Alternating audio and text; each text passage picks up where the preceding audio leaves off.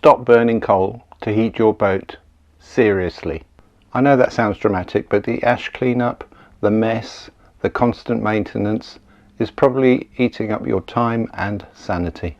I've spent dozens of hours digging into real-world examples, and what I found surprised me. Diesel stoves aren't perfect. You do need to store extra fuel, but in lots of ways they're a game changer. In this video I'll break down the 5 reasons diesel might be the smarter choice, 5 reasons it might not. Let's dive in. Number 1, cleaner to use, no dusty coal or ash mess. In preparation for fitting the new diesel stove that I'm getting fitted in January, I need to remove this old tank. First job is to drain any extra diesel that's still in there.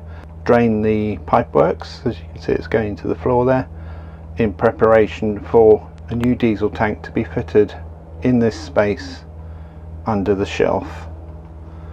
So first job, figure out how I can get the diesel out. Let's try and get this pipe off. Got the tap turned off already, I hope. Reason number 2, easier maintenance, less frequent cleaning. Well, I ended up cutting it off at the end, so I just couldn't get that clip to come off. Just hopefully collecting most of the drips in the tray. Seems to be some left in that pipe, so let's empty that.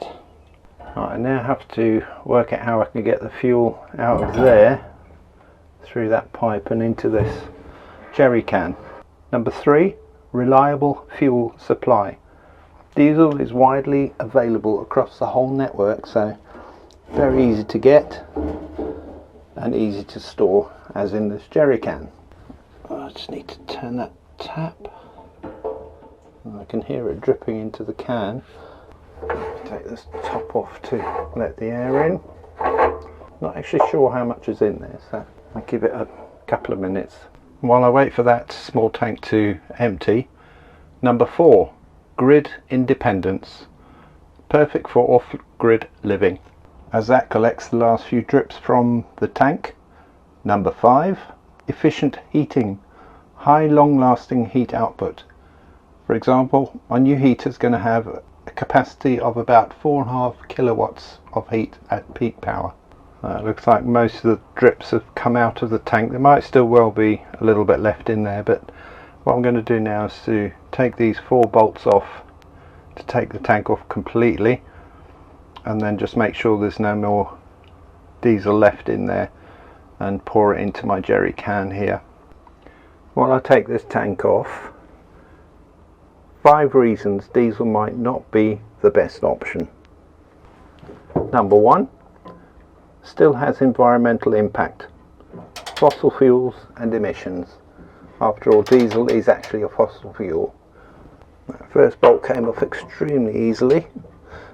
Let's hopefully the rest will as well. Yep. Just going to leave that one partly in. It's loose now, so I'm going to do the other side. And see, I've left the tissue under there, but it's started dripping a bit more, so I'm going to put the tray back under. As I've loosened that bolt, some more has come out. That's the last bolt to loosen, and the tank is coming down. Oh, that's the last. There you go, some more dripping out there. Well, that came off a lot easier than I thought it would. I just want to make sure there's no more diesel left in there. Oh, I can hear it.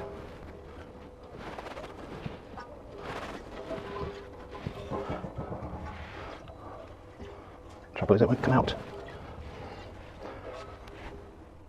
Right, this is the fuel filter now that the tank's out of the way, and there will be some left in there, so I need to carefully try and take that filter off and catch what's in there. Number 2, fuel storage required. Must store diesel safely. Now, I'm actually getting a new tank fitted underneath this space, which will be a lot larger than the one that I've just taken off. I've got my big pliers on here, and now Now that I figured out which way to turn it, it's now coming off a bit easier. I should be able to turn that by hand now. Just gently.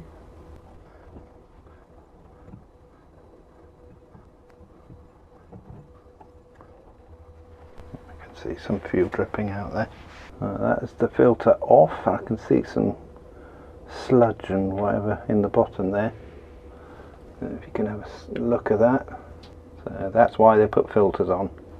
Number 3, no real fire ambience. Misses the cozy glow of coal. I will admit right now I do love a good coal fire, but these are some of the reasons why I'm not getting one.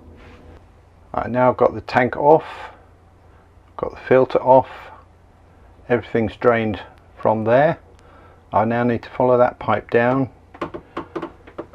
and to the back of the stove, the current stove. If you can see that copper pipe, hopefully it will focus. I need to detach that and drain any excess diesel that's in the line. Number 4, can be tricky to light or relight, especially in cold weather. I did actually get this fire going once. I tried to relight it again and I couldn't, so I decided let's get a new one. Right, I need to get behind the stove. It's extremely tight, so what I'm going to do first, I'm going to move these steps out of the way. They literally just lift away, which is fantastic. Right, so steps moved. Now let's see if I can get behind here. Looks like I need to get a spanner to undo that bolt there. As you can see, I've now got a tray down there. I've got my spanner. Let's see if I can get that on there. I know you won't be able to see a huge amount, so, but there's not a lot of room in there.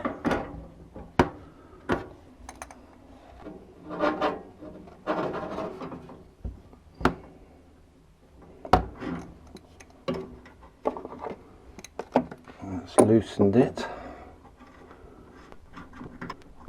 Oh, that's cool. Yes.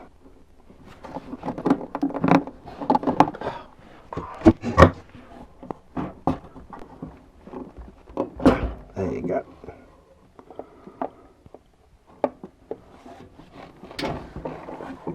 That's now loose. Let's keep that tray under there to catch any still in the pipes. Number 5, health risks. Fumes if not ventilated properly. I do have all the relevant carbon monoxide sensors and fire sensors, etc., so that all should be fine. A quick summary: diesel is cleaner and more convenient. Coal offers the classic fire feel but comes with mess and effort. I'd like to ask you a quick question. If you could only choose one, low maintenance or real fire ambience, which would you choose? Let me know in the comments. If this video helped you weigh up the pros and cons, give it a like. It really helps the channel grow. And I'd really like to hear your take on real fire vibes or low maintenance living. Leave a comment below. Next week's video is a bit of a change of pace. I hope to finally put up my new curtains. It's short, it's fun, and you might pick up a few tips on cozying up your space. I'll see you there.